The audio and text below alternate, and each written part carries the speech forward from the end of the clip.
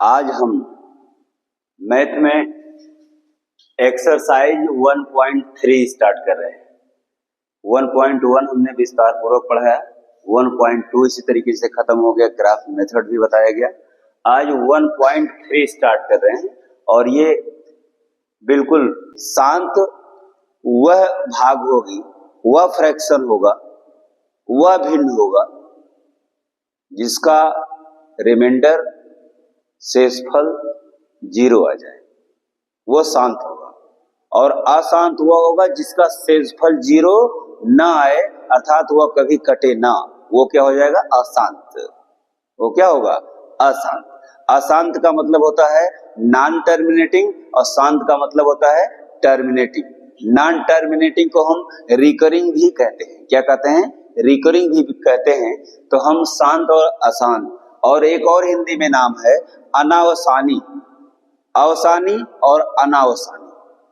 अवसानी शांत है और अनावसानी अशांत है। तो सबसे पहले नाम को ही हम समझें। जो टर्मिनेटिंग दे देगा, टर्मिनेटिंग, टर्मिनेटिंग को हम कहेंगे क्या? इसी को हम कहते हैं शांत, इसी को हम कहते हैं अवसानी, और दूसरा होता है नॉन टर्मिनेटिंग। नॉन टर्मिनेटिंग, और इसका हिंदी नाम है अशांत, और दूसरा नाम है अनवसानी। ये अनवसानी, अशांत, नॉन टर्मिनेटिंग, और टर्मिनेटिंग क्या होगा? शांत और अवसानी। टर्मिनेटिंग वह भिन्न होगी, वह फ्रैक्शन होगा जिसका रिमाइंडर या शेषफल, रिमाइंडर या शेषफल क्या आ जाए? 0 आ जाए। और नॉन टर्मिनेटिंग अशांत कौन होगा? जिसका रिमाइंडर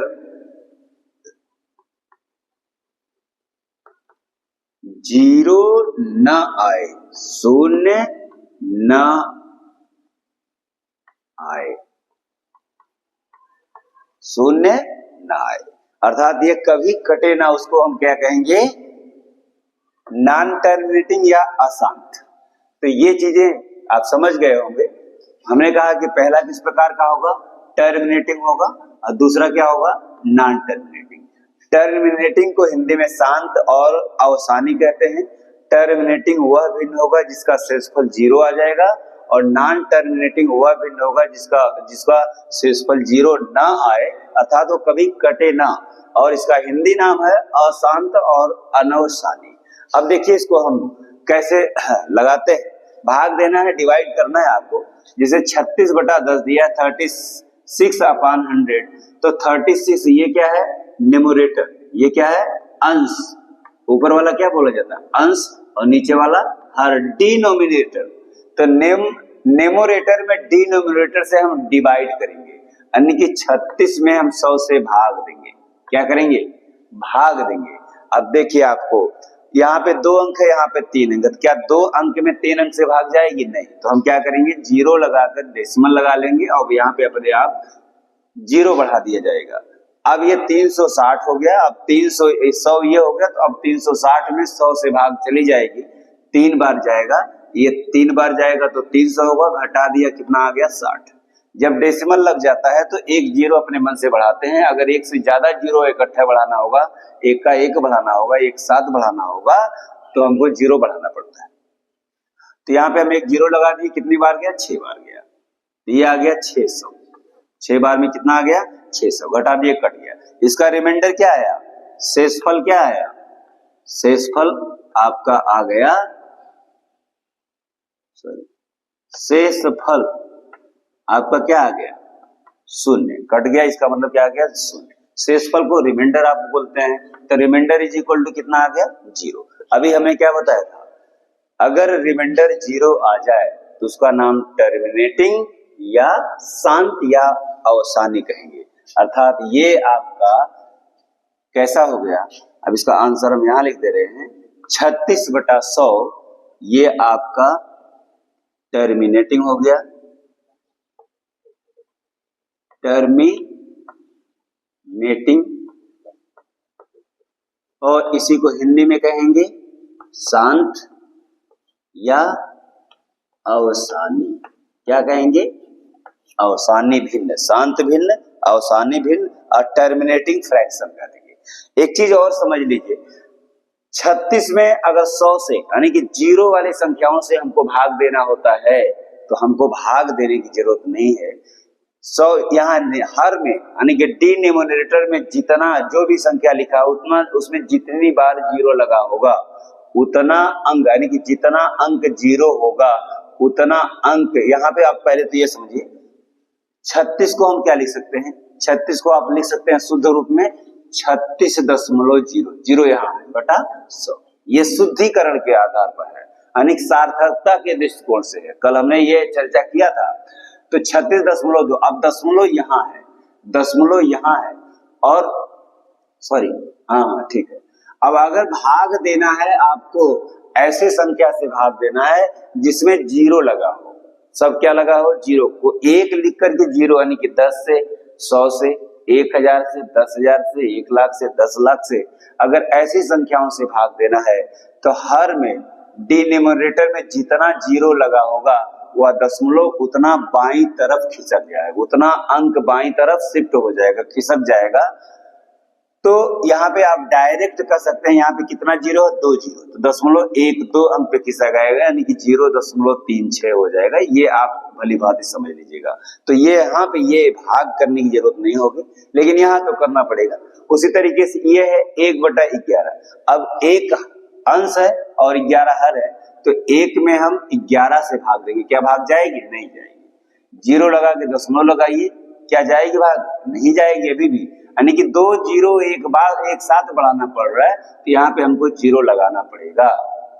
जब हमने एक जीरो लगाया तो एक जीरो कैसे लगेगा? दशमलव लगा के एक जीरो लगाएंगे, लेकिन इसके बावजूद अगर ये भाजक से भाज्य छोटा है तो इसका मतलब और जीरो की जरूरत है।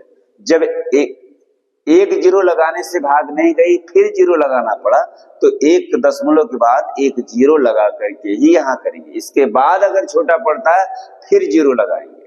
तो यहाँ पे जीरो लगाया, फिर यहाँ पे जीरो आ गया, तो 11 9 कितना आ जाएगा? 99। 11 9 99, घटा दीजिए कितना आ गया? 1। फिर हमने एक जीरो लगाया, भाग जाएगी? नहीं जाएगी। तो एक जीरो यहाँ और बढ़ा करके यहाँ पे हम जीरो लगाएंगे, फिर कहेंगे 11 9 99, फिर घटा दी, 1 आया। एक जीरो बढ़ा दिया, क्या 10 भाग जाएगी? क्योंकि 11 से भाग देना 10 में, नहीं जाएगी। तो आप क्या करेंगे? एक जीरो लगा करके फिर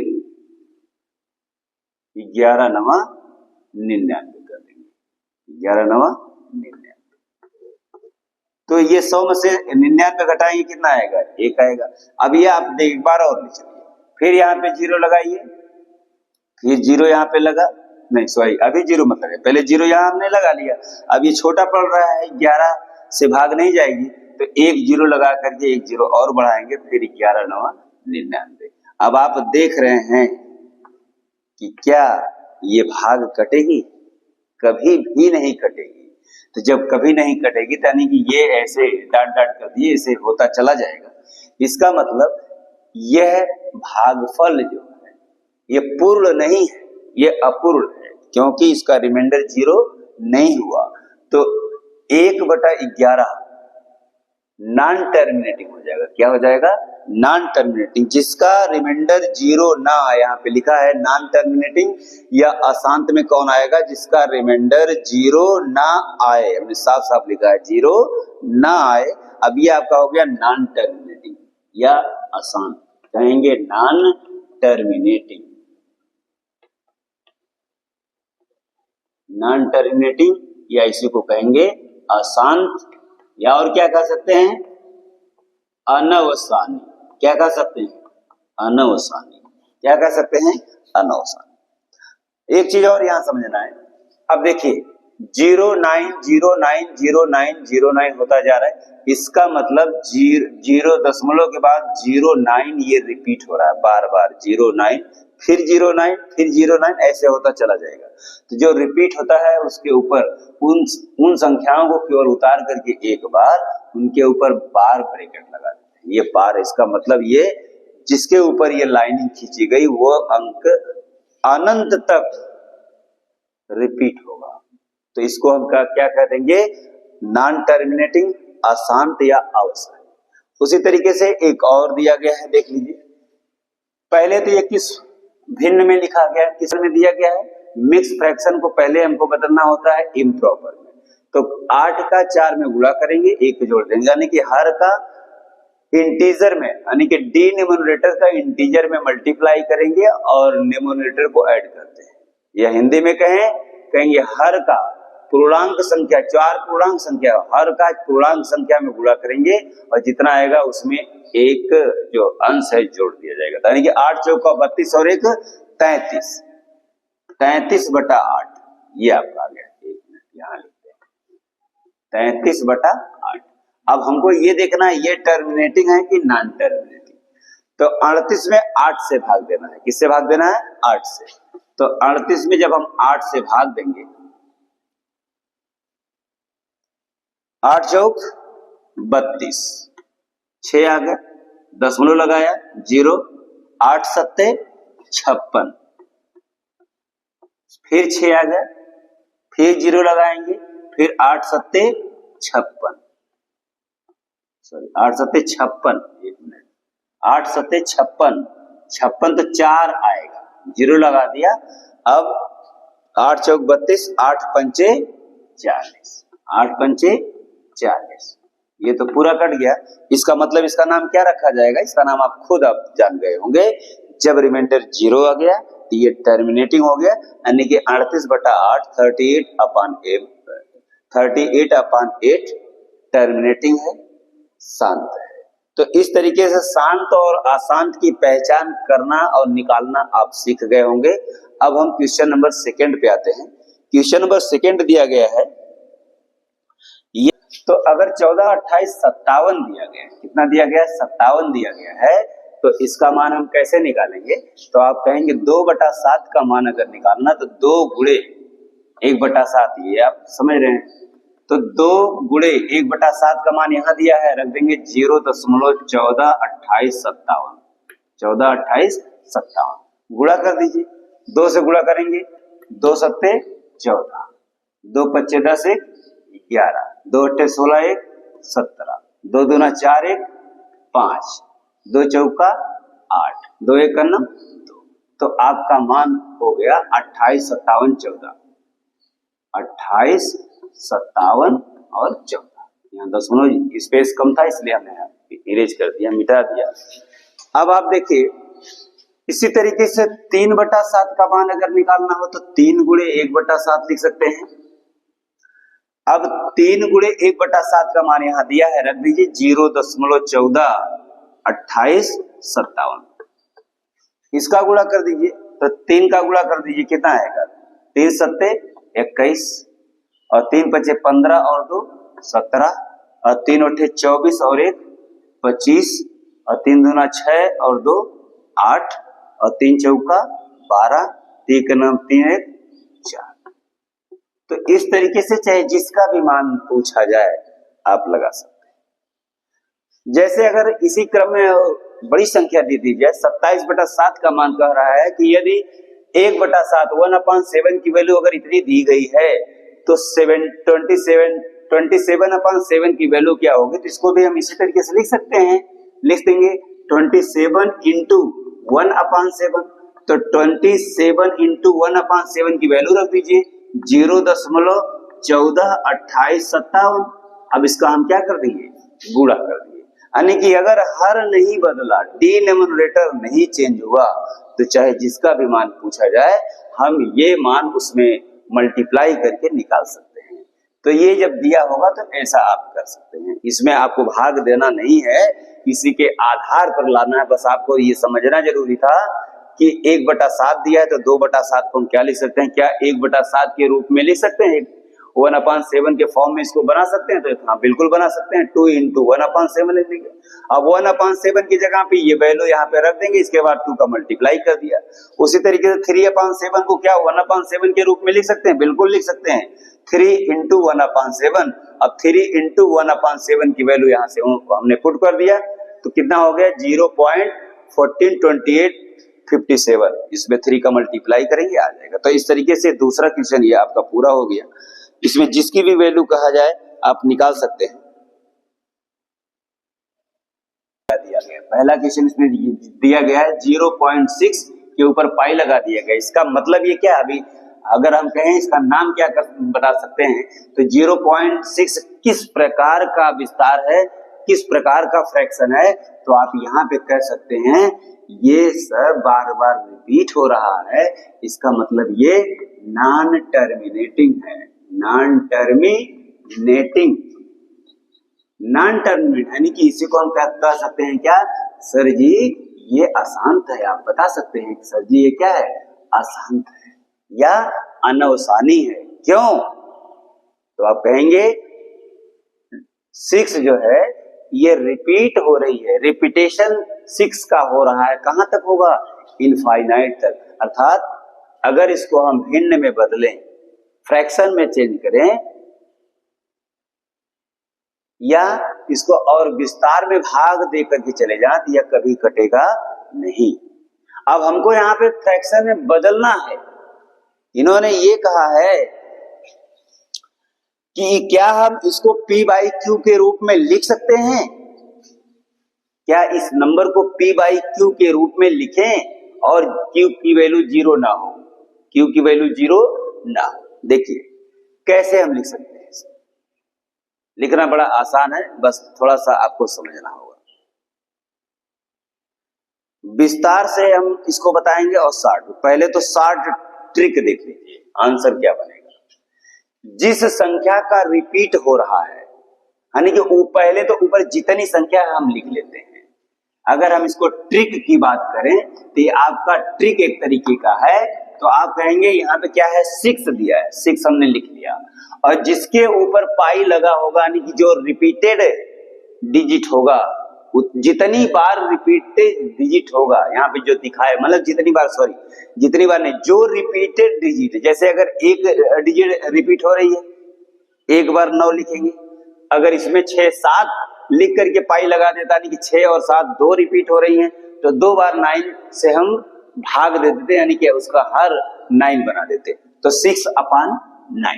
ये बात समझ में आ गई, कितना आसान इसका आंसर आ गया। इसको सॉल्व कर दीजिए, 3 2 जा 6 और 3 3 जा 9, ये आपका आंसर हो गया भैया, ये आंसर हो गया। ये ट्रिक यही बता रही है, ट्रिक कह रही कि जो अंक ऊपर दिया गया है पहले उसको हम अंश बना लेंगे, और हर में क्या करेंगे, जितना डिजिट रिपीट हो रही है, एक ही डिजिट रिपीट हो रही है, तो रिपीट वाली डिजिट जितनी बार, माने कि एक डिजिट रिपीट हो रही है तो एक बार 9 हर में डाल देंगे डिनोमिनेटर में। अगर 2 डिजिट रिपीट होती तो 2 9 लिख देते, यही हमारा ट्रिक। इसके बाद उसको सिंप्लीफाई कर देंगे, सरलीकरण कर दिए। लेकिन अगर इसको आपको विस्तार से लगाना हो तो कैसे क्या करेंगे, तो हम कहेंगे माना, या लेट बी, माना x = 0.6666 ऐसे लिखते चले जाएंगे, ऐसे क्या करेंगे, लिखते चले जाएंगे। अब हम कोशिश ये करेंगे इसमें से एक डिजिट अगर डेसिमल के राइट साइड, लेफ्ट साइड में आ जाए तो अच्छी बात होगी। कितनी अच्छी बात होगी, अगर बिना दशमलव का आपको जोड़ घटाना मिल जाता है, बड़े आसानी से उसको क्लीन चिट कर देते हैं। लेकिन जैसे दशमलव डाल दिया जाता है वैसे चारों खाना चित्त भी हो जाते हैं। तो हम चाहते हैं कि ये 6 इधर आए, 1 6 1 6 इधर आए, लेफ्ट साइड में है, यानी कि 0 वाले साइड में है। तो हमको क्या करना होगा, अब डेसिमल खिसका के यहां से एक अंक पे यहां लाना होगा। जब डेसिमल दाहिने साइड शिफ्ट करना हो, किस साइड शिफ्ट करना हो, दाहिने साइड शिफ्ट करना हो। अगर एक अंक शिफ्ट करना हो तो 10 से मल्टीप्लाई करेंगे, और 2 साइड खिसकाना हो, सॉरी 2 डिजिट खिसकाना हो तो 100 से करेंगे, और 3 डिजिट खिसकाना होगा तो 1 से करेंगे, ये आप जानते हैं। और यदि भाग देना होगा तो हमको लेफ्ट साइड में लाना पड़ता है। लेकिन इसको हमें खिसकाना है किधर, राइट साइड में। तो राइट साइड में हम गुणा करेंगे तो हम लिखेंगे दोनों पक्षों में, दोनों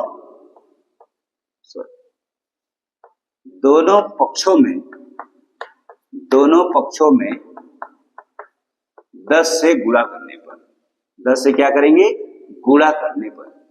इंग्लिश में अगर हम कहें तो कहेंगे multiplying by 10 in both side, multiplying by 10 in both side. 10 से दोनों पक्षों में, दोनों साइड में मल्टीप्लाई करने पर।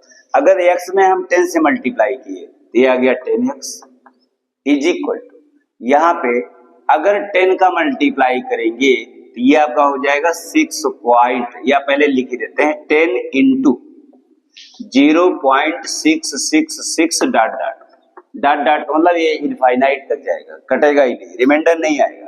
अब 10 का अगर हम मल्टीप्लाई करेंगे तो ये आपका हो जाएगा 6.666। क्या इस जो डेसिमल के बाद 6 आ रहा है इसके नंबर पे कोई अंतर पड़ेगा? नहीं पड़ेगा भाई, वो तो अनंत तक है।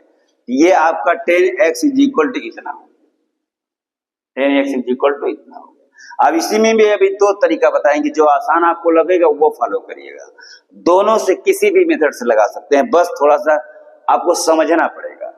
अब ये अगर हमने लिख दिया 10x इज इक्वल टू इतना, अब क्या हम इसको लिख सकते हैं 6 प्लस 0.6666 लिख सकते हैं कि नहीं लिख सकते हैं? जी सर लिख सकते हैं। अगर हम इनको ऐड करेंगे तो फिर यही आ जाएगा। तो सर आप अलग क्यों कर दिए? अलग इसलिए कर दिया गया कि अगर हम इसको इक्वेशन नंबर 1 बना लें, जो हमने माना है let be 0.6666 and so on is equal to x। अब इसकी वैल्यू हम इसमें इनपुट करेंगे। इसको इक्वेशन नंबर हम 2 अगर बना लें तो आप कहेंगे कि ये देखिए सर इसको हम लिख सकते हैं 6 प्लस, अब 0.6666 इक्वेशन नंबर 1 में दिया गया है, तो क्या इसकी जगह पर इसको हम x से रिप्लेस कर सकते हैं कि नहीं? यानी कि x के स्थान पर रख सकते हैं, यानी कि 0.666 के स्थान पर x रख देंगे। तो यहाँ पे क्या आ गया x। अब देखिए अब आसान हो गया आपके लिए। अब बिल्कुल x वाले को एक साइड करेंगे तो 10x minus x is equal to